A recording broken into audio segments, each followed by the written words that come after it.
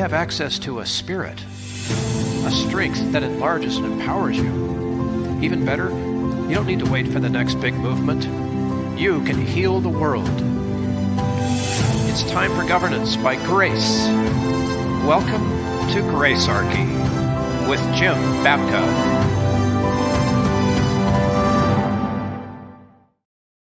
Sponsored by the Zero Aggression Project. Zap the state and have a nice day. And grab a Gracearchy mug when you have an opportunity. Yep. Just go to the homepage, Zero Aggression Project, which is our sponsor. Choose any one of the email addresses you find on that homepage. Say, mug me. Send us an email. We'll tell you how to go about getting this. We'll let you know exactly what it costs. And then you can decide how much more you want to give to support the show at zeroaggressionproject.org. And of course, subscribe to the newsletter while you're there.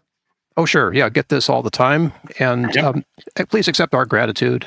Thanks for being here today and joining us on this conversation with our guest, Dave Hebert. And I know, Jim, you want to bring Dave on. You saw him recently and live and in person, and we're happy he's here.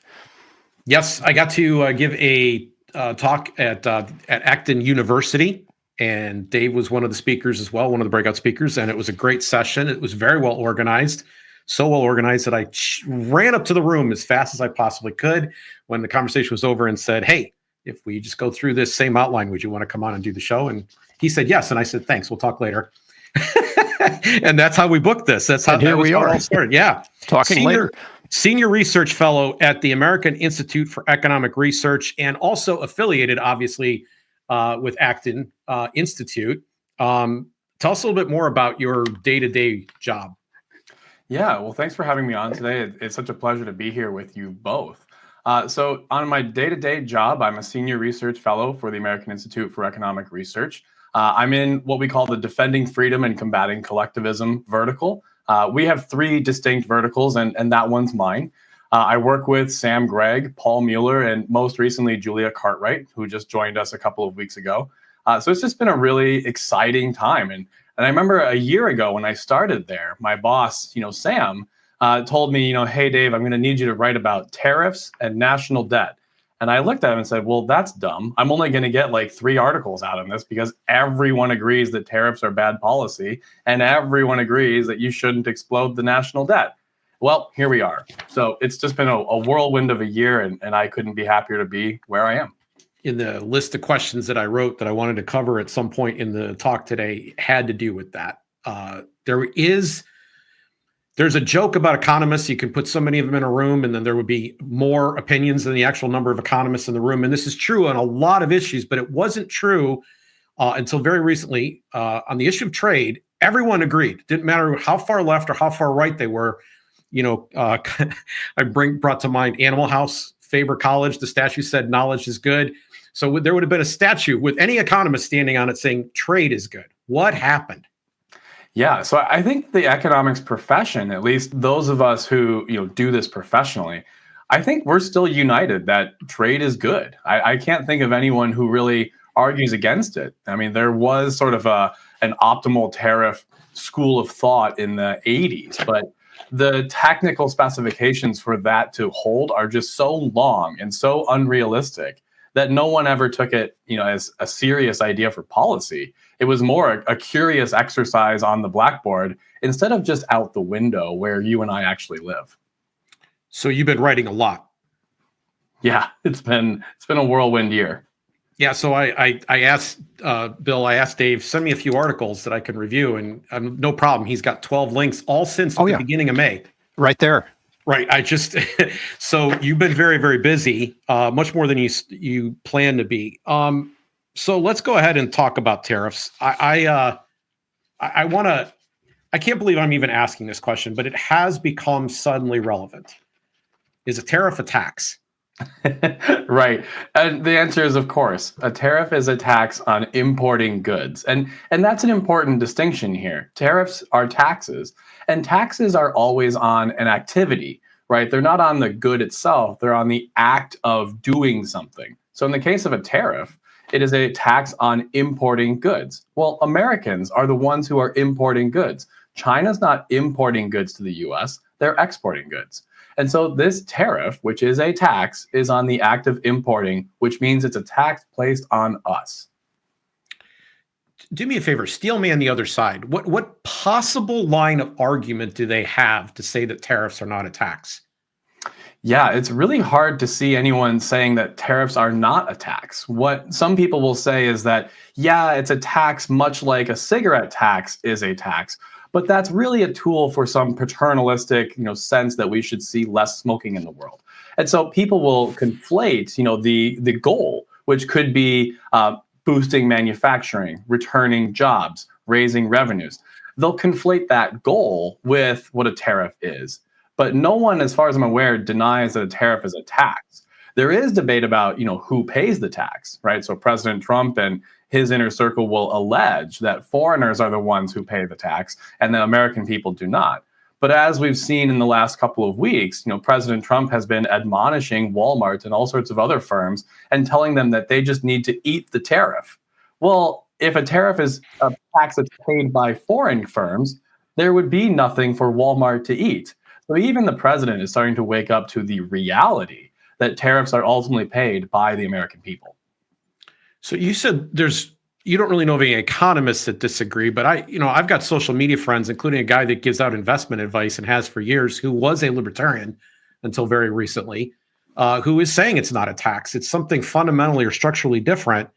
And it does affect China. Like, there is a negative effect. We'll get into some of these details later, but is that how is that the steel man answer to why they would say it's not a tax? That somehow or other China's going to suffer too, so it's not really a tax? Yeah, I mean, again, so people will point out and allege that China or whatever other country or region we're placing a tariff on is bearing the brunt of this. In fact, there's debate again about do they pay 100%, 50%, 0%, somewhere between, right? And so in that regard, there's certainly a debate. Some people will say it's really a matter of diplomacy. So it's a matter of foreign relations. And insofar as it's a tax, that's like secondary to, what's going on in terms of international diplomacy. But at the end of the day, it's a tax. I mean, you can call it what you want. It's still a tax. You can use that tax for other things, sure, but it's a tax. So we're going to break this conversation up into what seems to me to be about two parts. There are the economic effects of tariffs. There's three distinct economic effects we'll discuss in a moment. And then there's strategy. You started to allude to it just now, that there are certain other social benefits that we might be able to strategically achieve. So I'd like to take these up separately if we could. The effects of tariffs are three. They can decrease the amounts of imports, increase the price of the item being imported, or generate tax revenue. And even there, I think you probably personally would prefer if we divide that into two parts. We probably should talk about the decrease of the imports and the increase of the increase in the price of the items being imported. Yeah, so on that front, most of the time when we use a tariff, the goal is to try, and I apologize if this is sort of jumping the gun into the next section, but the goal is to try to boost domestic production. Right. And so if that's the goal, you want to try to exclude or somehow prevent domestic consumers from buying foreign goods or foreign services, which is why you use the tax, which we just call a tariff. Right. It's the same argument that we use when we put a tax on cigarettes or alcohol, trying to get people to consume less of it. Well, the way you do that is by raising its price. And so every time we've used tariff policy, the result is that those foreign goods become more expensive. This is the same argument that, when you go to the gas station, you buy a candy bar, for $2, and then the clerk will tell you it'll be $2.12. That 12 cents isn't a mystery to us. We know that's the sales tax. Well, when goods have a tariff on them, that same calculation is going to happen. That's going to lead to the increased price. When the price of a foreign good rises relative to a US-made good, well, people might switch to buying more US-made products. And so that's sort of the idea behind using tariffs as a means of raising the price of foreign goods versus domestic goods. The trouble we see is that domestic firms also raise their prices to match their foreign competitors. So I got excited about bringing you on this show as you got into your Chinese portion of this talk, because it was all so current and so relevant. And what was even better about what you did was you made it about Obama. So there's, I think, this fiction. Everybody's born yesterday.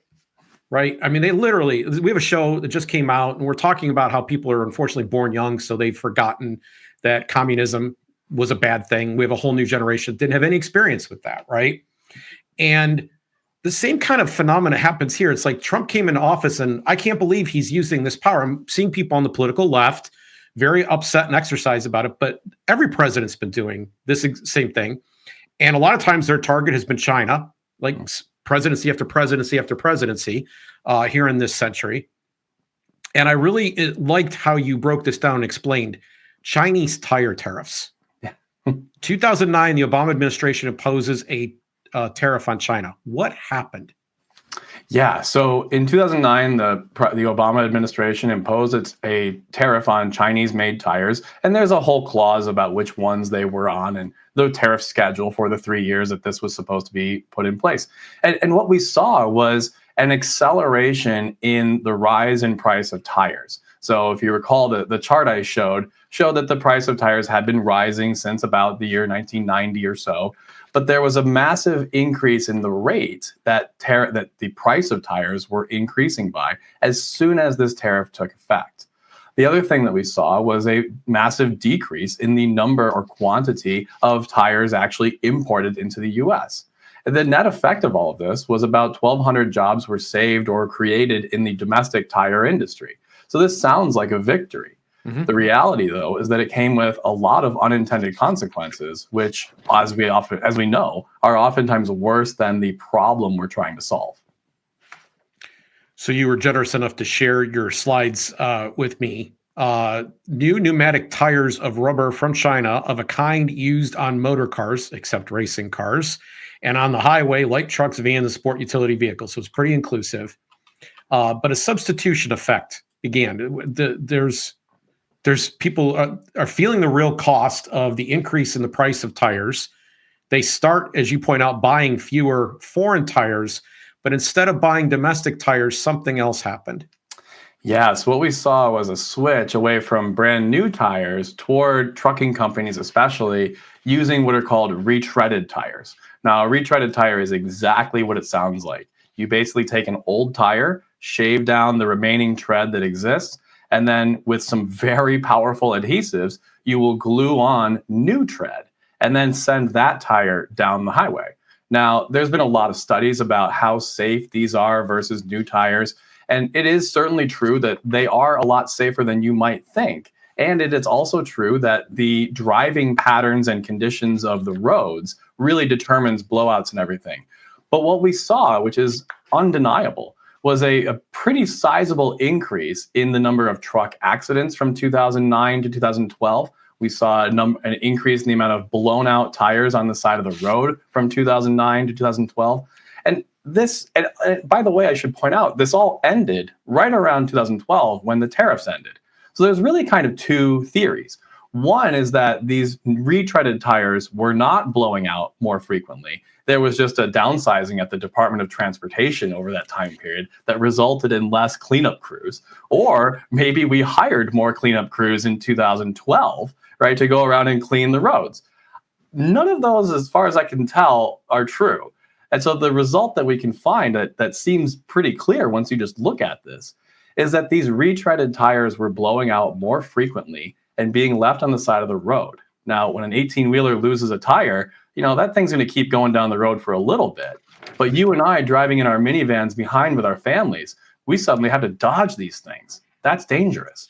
And so the real cost of all this isn't just the, increased price of tires. It's the decreased safety on the road. It's the delays from truck tires blowing out. It's the cost that you and I incurred as a result of this misguided policy. So how would you sell a policy to an attention span that isn't big enough to grasp the whole effect? Yeah, that's the unfortunate reality, right? Is for the most part, most people aren't trained to simply ask the question, and then what? As Thomas Sowell instructed us, way back in the 70s and 80s, and really throughout his entire career. That question, and then what, is something that guides a lot of the work that we do at AIER. It's what guides a lot of the work that economists are supposed to do. But oftentimes we fall short of that too. It's why Thomas Sowell is such a gem. So then there's some strategic benefits allegedly to tariffs, and you gave four. You said that revenue generation, decoupling, rebalancing, and negotiating. We'll define each one of these as we'll go. We'll break them down one by one. These are more strategic uses. I noticed that on this list, though, you left off national defense. Yes. So national we'll call it a fifth national one. defense could be the fifth one. I have no problem with You're making me laugh, Jim. Well, I actually, my father, God rest his soul, believed in this one. This was something he believed in. We have to make our own weapons, right? That's fundamentally the argument. We can't be dependent on our potential Chinese enemies to make our weapons and sell them to us. And there's a certain logic to that. Yeah, I would completely agree. And look, no economist worth their weight in salt would ever argue that the national defense argument is ipso facto false, that we cannot possibly imagine a scenario where national defense is advanced through tariffs or any other form of trade protectionism or restrictive trade policy. Even Don Boudreaux, perhaps the staunchest free trade advocate in the world today, will say exactly that. The challenge that we as free market economists face is that oftentimes the other side, the idea that perhaps lowering trade barriers would actually advance national defense interests more, is never considered. And further, once you've kind of opened that Pandora's box and admitted that one industry is crucial for national defense, the next thing you know, you're going to see almost every industry clamoring for national defense arguments as well. Think about just a few months ago, President Trump wanted to put a tariff on foreign-made films in the name of protecting national defense. Now, I'm sure that this generation is watching, Japanese manga, but I don't see how that actually affects our safety as a nation, especially when we had Captain Planet in the 80s and 90s. That did far more harm than, Japanese manga ever did. Amen. So this is a really important point. And I don't want to overlook, you made 2 points just now. I don't want to overlook the first one. There's an old saying that when goods cross borders, armies don't. So if you're doing an economic calculation, it's not accurate to say economists have nothing to say about this subject. It's just that they're not dismissing the possibility that there might be some there might be some future defense need that maybe we would want to have a policy like that. But you have to take into account on the front end, if you're looking at all the costs, the benefit of trade. Like, trade opens doors. Trade leads to harmony. Trade causes people to get to know each other in ways they wouldn't get to know each other otherwise. And at the end of the day, it's bad business to shoot your customers. Right. And really, that's getting at the definition of economics. It's a Greek term, and it comes from this idea of bringing a stranger into your family.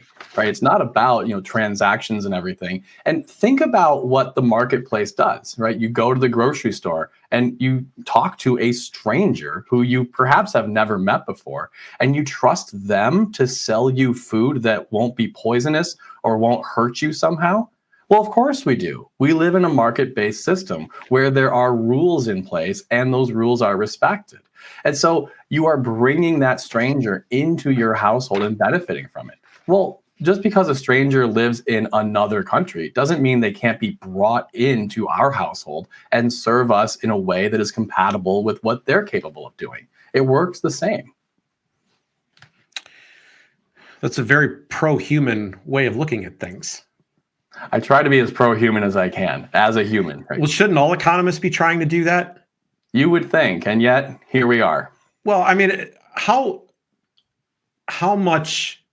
Let's take somebody like Peter Navarro. I doubt you think he's an economist, right? He's got the credentials, sure. Okay. Novelist is probably a better label, but Correct. Somehow or other he has devised a way to make these arguments. And these arguments have sold. Some of these arguments, strategic, that we're going to talk about here, such as decoupling and rebalancing and negotiating. I understand where people are coming from. I get it. And I've talked to working class people who think that Trump is doing them a huge favor. But on the revenue generation front, this is the most preposterous, stupid idea almost imaginable. I'm sorry. I guess I should probably be more clear in my thinking. I really don't get how anybody could believe this. Could you just walk everybody through the math on this? Yeah, so the idea is fairly straightforward, right? We use tariffs as a means of generating revenue because at the end of the day, they are a tax. And that will introduce some amount of tax revenue, just like a sales tax does, just like an income tax does. It's fundamentally the same there. Last year, the total tariff revenue taken in by the Biden administration with the tariffs that, by and large, President Trump had set during his first term totaled about 77 billion with a B dollars, right? And so it's not a huge amount of money to, the fiscal gods, if you will, of Congress, but to us fiscal mortals, it's a life-changing sum, right? If someone offered me $77 billion, I would take it in a heartbeat. But the thing about it is, you can only raise tariffs so much before people start switching and buying goods from other countries or domestically. And once that starts happening, the amount of revenue that you generate from the tariff is going to start going down. After all, if I'm not importing any goods from, say, China, well, the tariffs on Chinese goods will raise no money. And so that's the fundamental trade-off is the more you have these tariffs raising revenue, the less they're going to do at protecting or promoting jobs because they're not shifting people away from buying foreign goods, right? You can only tax something that is actually imported. If there are no imports or if imports go down, then you're going to be raising less revenue. And so what I've found thus far is, the amount of tariff revenue that we can expect over 2025 comes to about 150, maybe 160 billion dollars, which, yes, that is certainly more than we generated last year. But it's a far cry from the 600 billion per year that Pete Navarro claimed at a minimum. And it's even less than the CBO predicted back in December when they said that we'd raise about 270 billion. So far, they're just an underwhelming tool by the very guidelines and goalposts that this administration has put out. So it's $2.5 trillion that they bring in through the income tax, right? Yeah, somewhere around there. Yeah. I want to be very clear. What I'm saying is there's no way they're going to replace the income tax. It's just not going to happen. This is a full stop, unworkable idea. Correct. Yeah, there's absolutely no way. So one of these things that we're going to talk about here next is decoupling and rebalancing. And probably the way to transition into this is to make clear if the trade-off you just described existed, it is contrary to that goal. Right. Like there's no way that you're going to bring more jobs back or create the system that you're doing that because without destroying the revenue generation portion. If the revenue generation portion were to work, it would be at the expense of the new jobs created. Right. And so that's the idea, right, is there is a trade-off between how much money you're going to raise from tariffs and how many jobs you're going to promote, right? And the more jobs you promote, well, the less revenue you're going to generate. The more revenue you generate, the fewer jobs you're going to promote.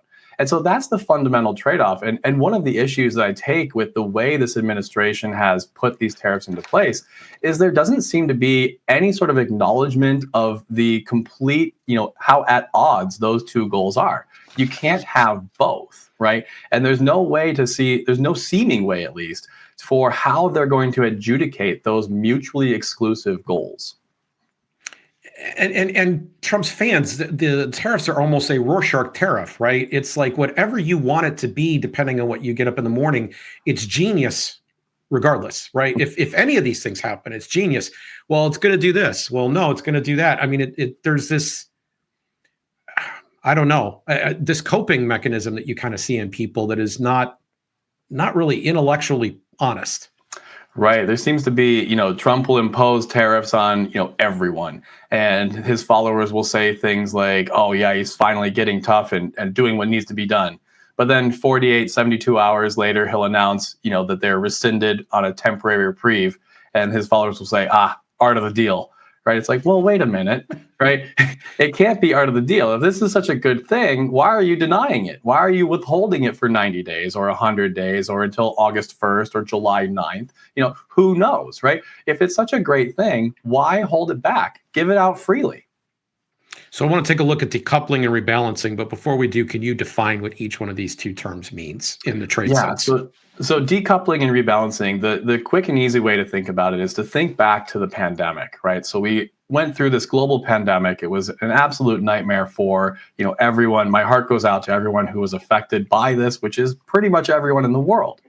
One thing that we noticed in the US was that we are very heavily reliant on supply chains that flow through China. And once those supply chains were broken, it was really difficult for us to actually get access to the goods and services that we needed, that we depend on other nations for providing us.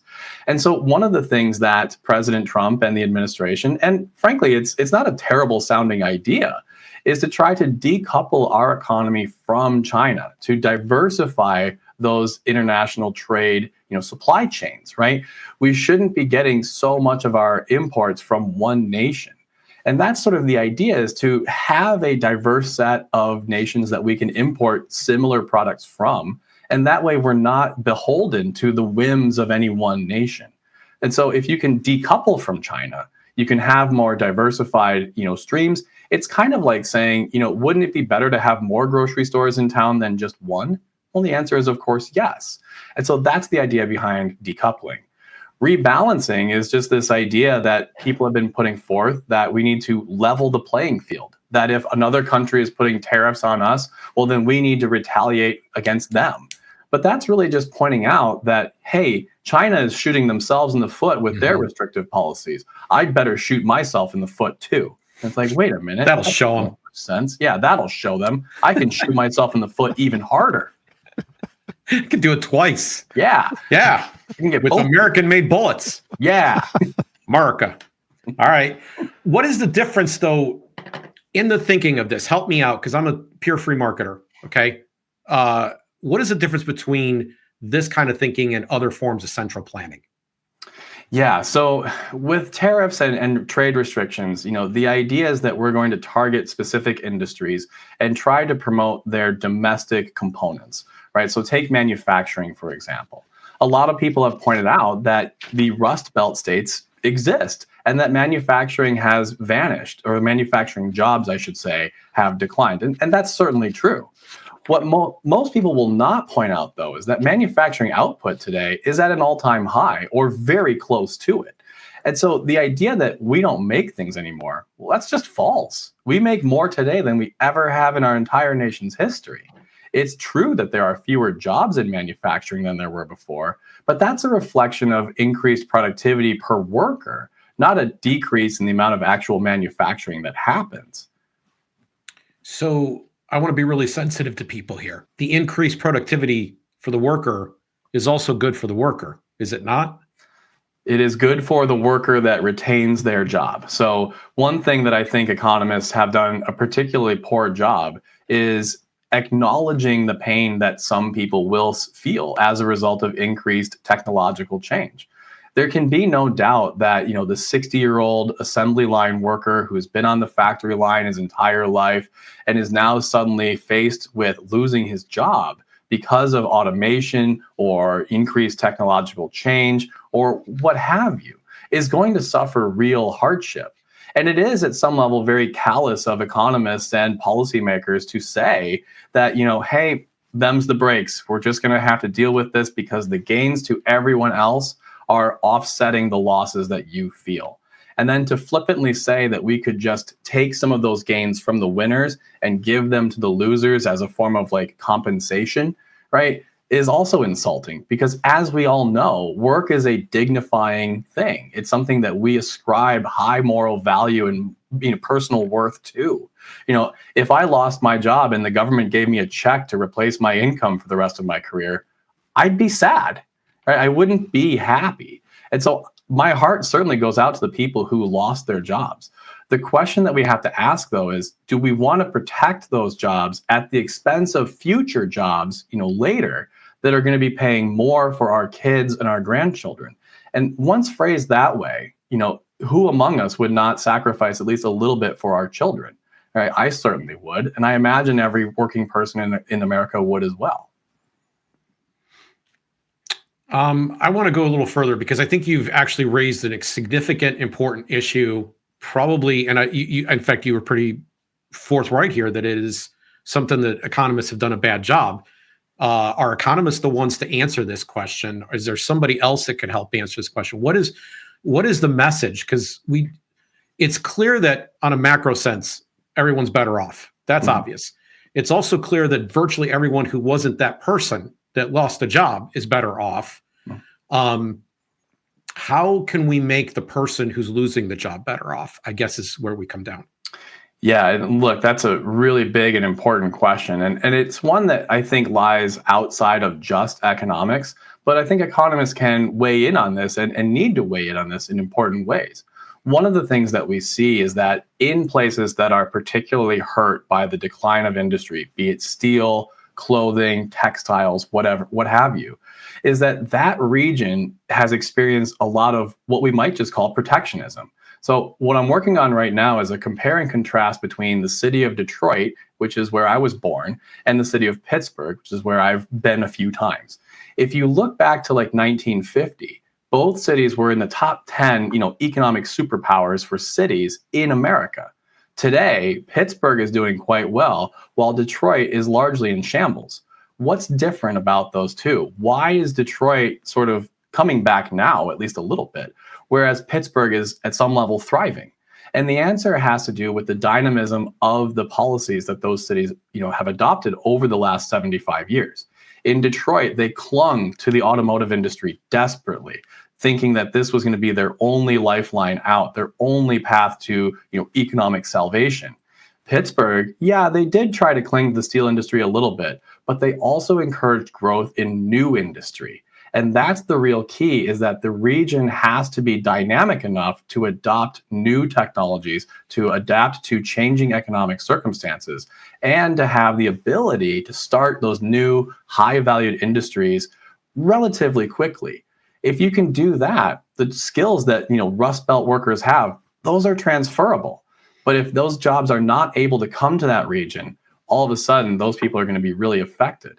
So to me, the effect that people feel, the negative effect that people feel from losing their job in a manufacturing sector, for example, it's real. I'm not going to deny that. But to me, it's not about the productivity causing it. It's about the decreased dynamism in that area that's causing it. And when we see decreased dynamism, the only culprit is always government policy that restricts that dynamism. Right. In fact, I would go a little further, even suggest that anytime politicians try to do anything, they're going to mess it up. Right. And the more freedom that they permit, the more likely the solution you described would arrive. So, I'm not completely familiar with Detroit, but I know that it was very much run by the union. Mm-hmm. And the union continued to hold a level of dominance there that was unique to the whole country, frankly, that was part of government policy. Yep. So it was hard to build. It was hard to create new things in that particular place. How much in Pittsburgh's situation was it where they just basically created a freer environment that gave more opportunity for diversity to come in? In other words, how much did the politicians not mess things up? So in Pittsburgh, they still messed things up a little bit, but nowhere near the extent, that the people of Detroit or the politicians in Detroit did, right? So in Pittsburgh, they did try to subsidize the steel industry as much as they could. They did try. There's obviously a very strong labor union in the steel industry. But the wonderful thing about the steel industry is that those workers can move from, making steel or refining steel into working with steel fairly frequently and fairly easily. And so in Pittsburgh, it was billed this transformation from a primarily steel, town into a healthcare, education, and infrastructure, place. It was billed as a construction project, right? Come work here and work with that material that you've been working with your whole life to build the future of Pittsburgh, right? And they did it. And so the steel industry, it never really left Pittsburgh or Pennsylvania writ large. It's obviously much smaller now than it was in 1950, but they were able to build this whole transition as a means of launching steelworkers into construction and then into these new job sectors. One more thing. I don't want to belabor this too long because this is a little bit off the path of the conversation that you and I intended to have about trade, but the jobs that we're talking about here are not necessarily jobs that people are signing up for, getting in line for, training and planning for. They were dirty and dangerous and difficult jobs. The fact that we've been able to automate some of them, the fact that we've been able to change how we do those processes made the workplace a whole lot safer. And the fact that fewer people are working in such unsafe conditions means far fewer people are getting injured. So even the people that are left in that industry are far better off than they were, say, 40 and 80 years ago. Yeah, that's right. So, the number of workplace accidents in both Detroit and Pittsburgh is down, right? We're not seeing people losing their fingers at stamping presses, right? Like we were in the 50s, 60s, and 70s. And this isn't just because of OSHA, just to be clear. This is because of, as you said, increased, technological progress that has made the workplace more productive and safer. I no longer have to put my fingers in harm's way to stamp a giant metal frame. I can have a machine do that, and I can stand at a safe distance and push that button instead. It's still a job. It's still a worthwhile endeavor, but now it's much safer than it used to be.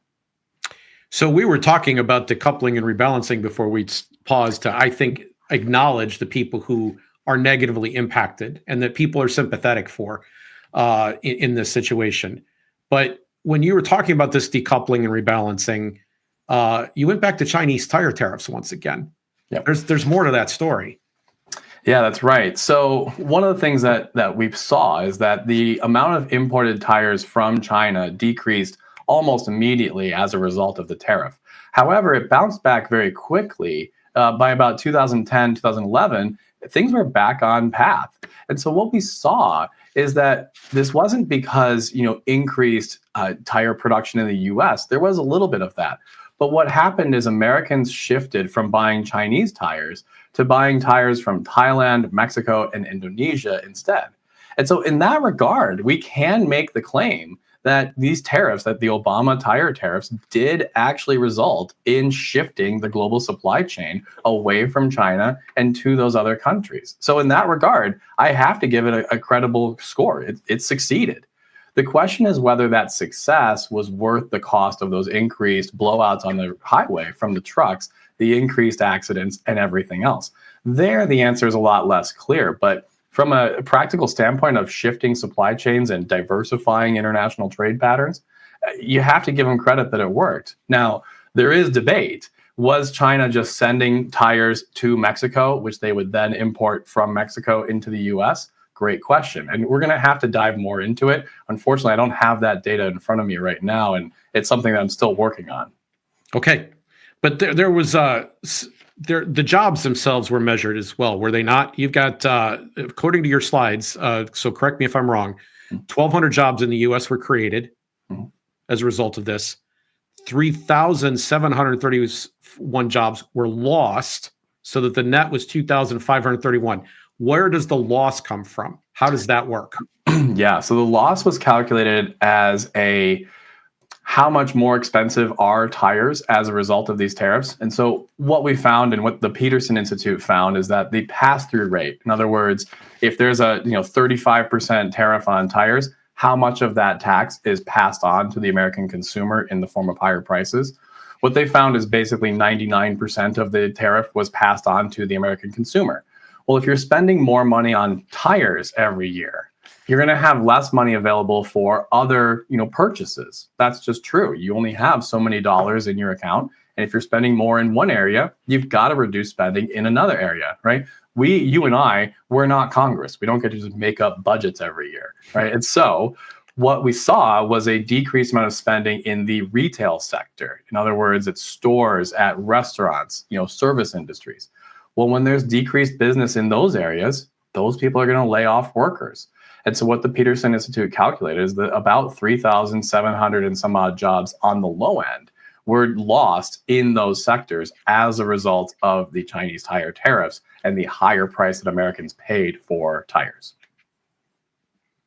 And then also, not just the Obama China tire tariffs, but Trump had steel and aluminum tariffs in 2017 and 18. Yep. It created 1,000 jobs too, right? Yes. So that one created about 1,000 jobs, which is basically a factory somewhere in Ohio, like J.D. Vance writes about in his book.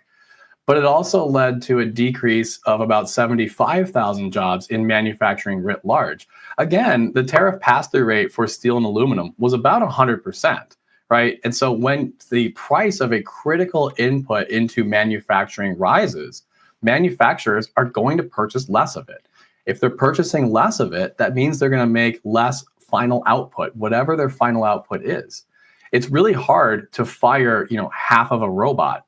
It's remarkably easy to not have a third shift anymore or to lay off a few workers. And so what happened was the loss in the output was borne by the workers in the form of layoffs, job firings, furloughs, etc. And so what we found is that 75,000 people in the US lost their job due to these steel and aluminum tariffs from 2018.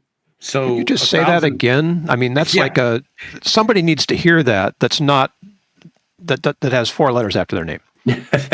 Yeah. So 75,000 jobs were destroyed as a result of the higher price of steel and aluminum, which was the result of the tariffs on steel and aluminum. That's so the Trump tariffs of. Yeah. So the steel and aluminum producing sector saw 1,000 jobs, created. The steel and aluminum using sector lost 75,000. So if you're doing the math at home, that's a net 74,000 loss. Right. But you brought up the retreading tires. There was a substitution effect there. I raced home to tell my wife why the cans in the store. So I do not believe you have a different version of this. You gave away a little bit that you're into craft beer, and it's a big deal in Grand Rapids, Michigan. But I don't drink beer. But I prefer the smaller Coke cans or Diet Coke cans, right? Because the best sip is the first one anyway, and the last sip is not that good. So half a can would be great. So I like these little cans, and my wife said they cost exactly the same thing. And now I know why. I know why. Tell everybody what happened here. Yeah, so this was a great find that a friend of mine pointed out to me and wondered about, and so I dug into it a little bit more. And here's kind of the simple math, right? So aluminum, as a result of the tariffs, is now more expensive. The canning industry is a major purchaser of aluminum. And what you find is that most of the aluminum, something like 90% of all the aluminum in the can, is contained in the top and the bottom of the can. And so if I can reduce the number of tops and bottoms that I need to purchase, or make, right, I can reduce the amount of aluminum that I actually have to use. And so what craft brew companies did, but Coke and Pepsi are doing it as well. In fact, when I was in Washington, D.C. a few months ago, I noticed that all the Congress people are drinking tall cans of Diet Coke, right? And so what the aluminum using industry did, or the canning industry in this specific instance, is they made the cans bigger. Right. So now you get 4 packs of beer, soda, etc., instead of 6 medium-sized cans. Well, as a result of that, the aluminum sector is now selling less aluminum to the canning industry, one of the major purchases of aluminum in the entire country. And so now the aluminum producing sector is making less aluminum than they would be without these tariffs, which means that they are now laying people off as well. So those 1,000 jobs in the steel and aluminum producing sectors that were saved by the tariffs initially, almost all of them have been eliminated. So now we're just at negative 76,000 jobs. So the final one of these strategies is negotiation, which is where we're trying to get basically, cut the best possible deal, which is the one that Trump does talk about the most. And frankly, if that was what they were after, and I thought there was a reasonable path to success, I probably would be interested in this. It's the fact that they're trying to sell all these other things, some of which are impossible, all of which contradict each other. But I'm reminded of a situation with my daughter, who is now a successful executive. But when she was starting her teen years, I said something had happened one day, and I said, well, it's easier to ask forgiveness than permission. And she took that advice to heart and started doing a number of things that were very shocking and bad inside of her own house with the members of her family. And one day when I asked her why she had suddenly started behaving this way, she says, Dad, you told me that it was easier to ask forgiveness than permission. So the important nuance of that was that there was a time and place consideration. Forgiveness and permission is something that rule is something you rarely deploy if you want to keep relationships. And it's something that you're probably going to get away with a little bit better in public stranger situations, right? In other words, don't overuse it. Okay, so Donald Trump stands up on so-called Liberation Day, which is a terrible name for what he did next, because it was not liberating. It was the exact opposite. And puts tariffs on the whole world. And then says, we're going to start negotiating with everyone. how does that work? Like, is he basically going to have to ask forgiveness to everyone now all the time? I mean, is that like, where does that go? Yeah, so it's a great question, and frankly, it's such a strange way to go about doing it. I have no qualms saying that there is a problem with how China does their international trade business, but the U.S., as we've found, is just simply not large enough to stand up to China on our own. We're going to have to rely on the collective efforts of our allies, and so by frankly angering the rest of the world, by targeting everyone, what President Trump did is effectively pushed a lot of our friends away. And then when we come back and say, hey, can you help us with this? A lot of them are going to say, well, no, why would I help you? You just tried to hurt me. And so in that regard, like the idea of negotiations among every country in the world at once is really tough for me to understand. This is kind of like trying to simulate or organize all the trades in the NBA, in one foul swoop. Instead, what we should have been doing is going country by country and saying, hey, let's find a pathway toward a bilateral reduction in trade restrictions, right? And if you guys can't meet us in the middle, fine, I'll reduce my own trade restrictions on myself, right? This is what Ronald Reagan did in the 80s when it came to international trade, is he basically said, hey, I'm going to find ways to reduce trade restrictions with people that I can. Where I can't, though, I'm going to lower restrictions that I place on the American worker, and I'm going to unleash them on the world, and they are going to dominate, because that's what the American worker does, is we are just pound for pound better at producing things than any worker in the entire world. Reagan firmly believed in the American worker and knew that we could outcompete anyone. Contrast that with President Trump, though, who seems to think that the American worker cannot compete with the rest of the world unless he shields them from the rest of the world. Yeah, boy, what a defeatist mentality. Okay, so you had for the audience a couple of bits of advice from Adam Smith. Yeah, so Adam Smith writes in The Wealth of Nations that, frankly, if you're going to use trade restrictions to try to convince other countries to lower their trade barriers, you need to do it in a time where it's likely to actually succeed, right? If you're not going to get that reduction in other countries' trade barriers through your own trade restrictions, then Adam Smith says, don't use these things, right? All you're doing is hurting yourself even more than you would be if you didn't do it. And so in economics, I'm going to key on two big factors that determine whether or not a negotiation is going to be likely to succeed. The first one being the relative sizes of the GDPs, right? So the U.S. is, still an economic superpower. We are larger than almost every other economy. We have states that are larger than other countries' economies, right? California, Texas, even Alaska to some extent. And so we are a massive economic superpower. There's no real denying that. The other factor, though, that matters is how dependent the other country is on international trade with the United States. If that country is heavily dependent on the United States, then trade restrictions that we impose on them are going to impose serious economic hardship. And there will be likely to reach a better trade deal. But if they're very diversified, if they have a lot of other countries that they could export or import from, well, then the U.S. trade policies are not going to affect them hardly at all. What you're saying is so common sense that anybody that's ever played the game Risk knows what we're talking about here, right? You're not going to choose to attack every single spot on the board in one turn, right? You're not going to do that. That doesn't make any sense. And you are going to, in choosing which battles you're going to pick, weigh the odds of success in advance. Mm-hmm. Yeah, and that's exactly right. Okay, I want to get into some specific examples because you gave this. This isn't just a rhetorical thing. You actually gave a lot of good economic data. So first, let's go to Colombia, Mexico, and Canada and apply your two tests. Mm-hmm. Yeah, so the U.S. economy, when you compare it to Colombia, Mexico, and Canada, we're about 10 times the size of any one of those countries. And when you look at the data about how dependent, those countries are on the U.S. for international trade, it's astronomical. We are by far and away their number one trade partner for both imports and exports.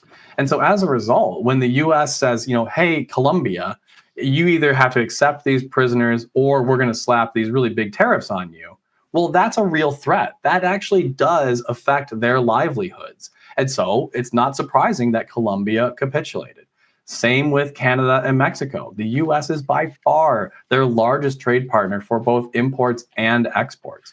And so despite the bluster that Canada, at least put up at first, Canada did at some level, and there's debate about this, give in to a lot of the demands that President Trump was making in his first couple of months in office. So that wasn't a big surprise, hardly at all, that those three countries, at least in the short run, capitulated to the demands of President Trump under the threat of tariffs. But is that something you want to do with somebody who is an ally? Like, you've got Canada. We've had a pretty good relationship with them until very recently. Right. We've had a decent relationship with Mexico. And the tariffs in the particular case with Mexico, and even to some degree Canada, the initial excuse for what the president was doing had nothing to do with economics. It had to do with the war on drugs and immigration. Right. Yeah, so that's one of those things where that's a legal loophole that I think the president was trying to walk through. So under his original interpretation of the International Emergency Economic Powers Act, which I'm getting the acronym wrong, if he declares a national emergency, then he is allowed to use tariff policy. If there's one thing that President Trump has been over the span of his entire career, it's consistent on his love of the word tariff. I mean, you can find clips of him extolling them, from as far back as the 80s. And so he really genuinely believes this stuff. Like, he genuinely believes that tariffs are a good policy tool. It's just the challenge is that in order to invoke them, he has to declare a national emergency. And so he picked fentanyl as a scapegoat, right? And said, oh, there's a fentanyl national emergency. Now I get to impose tariffs on Canada and Mexico. Okay, let's go look at the European Union and apply year two tests once again about how do we fare with the European Union? Yeah, so against the European Union as a bloc, I think their GDP is somewhere around $19-20 trillion per year. So they're significantly larger than, Canada, Mexico, and Colombia. And they're close to the US's 27 trillion. So in that regard, it's not the case that we clearly dominate them as an economic superpower. In fact, the US, the EU, and China are widely regarded as the three major economic superpowers, in the world today. And so we don't dominate them. And then when it comes to their imports and exports, I believe we are the number one source for their exports, but China is the number one source for their imports. And so again, we don't dominate their international trade markets either. And so it's really not surprising to me that, the European Union, they did offer 0 for 0, right? So reduce their trade barriers to 0 if we would do the same for them. But they're not moving much beyond that at all. And it's really just not surprising to me because, again, they can afford to kind of lose some access to the US market. It's not going to massively affect them. Will it affect them, negatively? Yeah. But it's not going to be, nearly as devastating as like if Canada suddenly could not import or export from the US. That would cripple them. This is just going to be a mild inconvenience for the European Union. So if you had a human-centered strategy and the negotiation yields 0-0, all the humans on both sides of the pond benefit tremendously, right? Yeah. Yes. But the revenue isn't going to be there. You're not going to be replacing the income tax if it's 0 that you're charging. Right. And that's probably the best argument for why President Trump didn't accept that deal. Because remember, when he first said it, we laid out the idea behind Liberation Day tariffs. He said, look, if you guys lower yours to 0, I'll lower mine to 0. Right. And so European Union came up and said, yeah, we'll do that. And at that point, Trump just said, nah, not good enough. Right. It's like, what do you want them to do? Subsidize us buying stuff from Europe and subsidize their workers buying things from us? Like, is that what we're going for here? Negative tariffs out of the European Union? I don't know. All right. Last but definitely not least is China, which is a much more nuanced picture here. So you've got this diversification test, is it going to, and then you've got this dominance test. Where does China fit in all of this? Yeah, so China is a massive economic superpower. They're still not quite as big as the US. They're somewhere around $19-20 trillion by themselves as a GDP. Again, the US is at 27 trillion, all this for last year. But when you look at their international trade, and then the slide I put up was a big set of This blocks. is, by the way, the slide we're missing the most in this presentation. I know, right? This is the one that, I mean, it's such a very great multifaceted. It's so just to give everybody a feel of what's going on here. The chart lays out all of the nations that they import from, and their imports. Is the United States the biggest one? Am I reading this the biggest correctly? one. It's the biggest one at 7%, and everything goes down from there. So Right. that they're extremely diverse. I don't know how many different countries there are on the air. There's at least It's over 100. I mean, yeah, the there's thing a is, lot on there. and they're relatively evenly sized blocks. It's not That's like, their- you know, with the case of Canada, which I didn't show, you know, that block. It's something like 80% of their exports are to the US. Well, that's a giant big block, and then the rest of the world fills in, you know, the rest of that rectangle, right? With China, they're so diversified that the US is their largest at 7%. I believe it's South Korea is number 2 at 6.9%, and then Japan at 6.8, right? And it just goes down slowly from there. So if the US just stopped trading with China, that wouldn't really do a whole lot. It just would be a small decrease in the amount of imports and exports that they would have. And that's even granting that no other countries would want to pick up sort of the slack of the US. And so this is where, if you paid attention to the news, you know, during the trade war between the US and China, where we had 145% tariffs, people were pointing out that, you know, Chinese exports to the US were down, you know, 20, 40, 60%. But over that same time period, Chinese exports were actually up overall by 8%. And the idea here is that there's 173 other countries in the world that want to buy Chinese goods. If the US says, hey, we're not going to do it anymore, there's plenty of other customers that China can go to. And they did. And so the simple fact is that the US does not have the economic dominance over China to impose their economic will. And they are nowhere near as reliant on us as we might want them to be, such that these negotiations are likely to work. So the reason why negotiations with China just haven't panned out much at all is really easy to understand. It's just not that big of a deal to them. These slides and this equation, have you written an article specifically about this portion of your presentation? I believe so.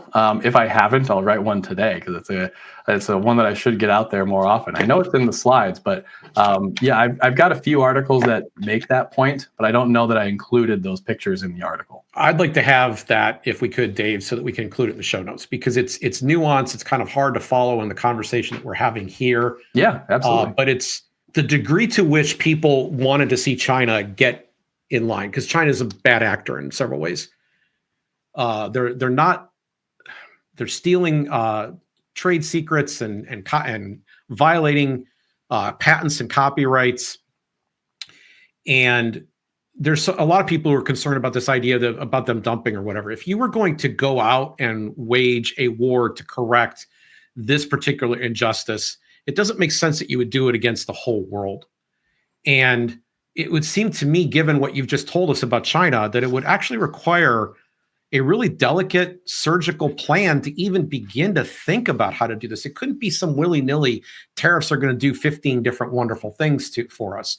And then we can impose them on everybody. You would really have to be surgical about this. Yeah, you'd have to be very intentional. You'd have to have a very clear plan. Now, maybe you don't share that plan with everyone publicly, but you'd have to have a very clear plan articulated that would be sort of referenced by everyone in the administration. And this is just not what we see out of the administration and the inner circle. We see everyone in the inner circle making different claims about what's going on with tariffs, about the timelines for tariffs, about who's going to do who's going to be affected by the tariffs. And this, to me, just evidences that, frankly, there just isn't a plan in the White House that has been communicated even to the inner circle.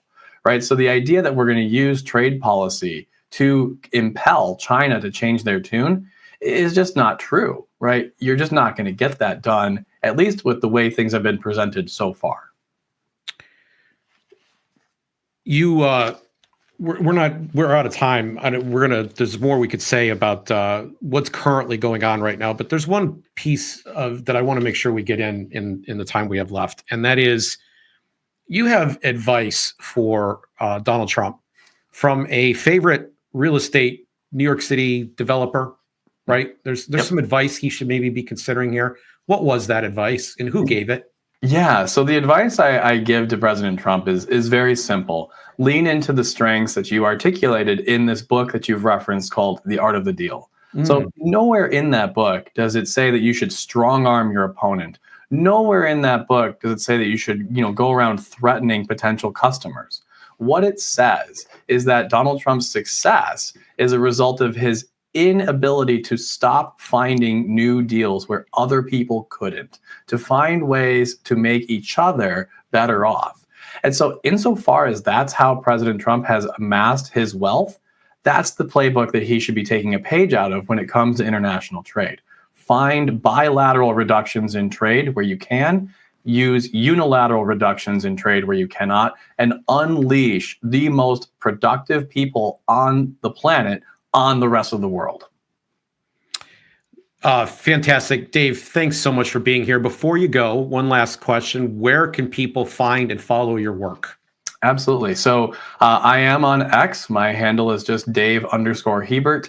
I post frequently on LinkedIn. I'm on Substack, which you can find me there. But the best place to go for all my articles is my website, davidjhebert.com, as well as AIER.org.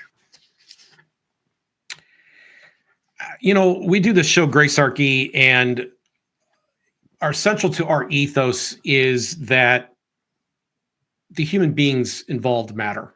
And if you're going to do economics correctly, and Dave's going to start nodding his head to this, I'm sure, you have to take into account all the people that are impacted on a policy. That's like the one lesson of economics, to quote a phrase. And that's not being done here. And one of the things that should jump out to you from the conversation that we just had today is the fact that these things that they say that they're going to do contradict each other in some so significant a way that it's impossible that all of them are going to happen. And the likelihood, because they are arguing that they can do all of these things, and then the way that they're going about doing it is that they'll do none of them. And I think if you don't have some kind of plan for how you're going to do something as almost warlike as a trade tariff campaign, maybe targeting China, like we were just talking about moments ago, if you're going to be a little bit of everything to everyone in some way, that this is literally a recipe for political disappointment. That is, the people who are going to support what you're doing the most are all going to be disappointed that they're not going to get what they should. So I want us to go back. I want us to operate. I would like to encourage everyone to stop buying into this as much as possible and begin asking hard questions about who actually is going to benefit, how they're going to benefit, and what the cost is going to be to achieve those benefits. I think what we're going to find is the same thing we consistently find everywhere else, that when people are free and they're able to pursue their own happiness, that ends up being the best possible outcome. And all this trade war stuff is going to do nothing but harm.